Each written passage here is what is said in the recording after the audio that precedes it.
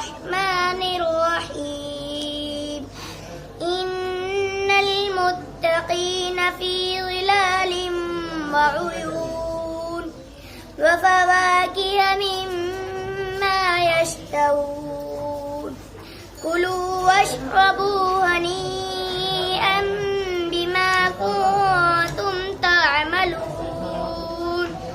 إنا كذلك نجزي المحسنين ويل يومئذ للمكذبين كلوا وتمتعوا قليلا إنكم مجرمون ويل يومئذ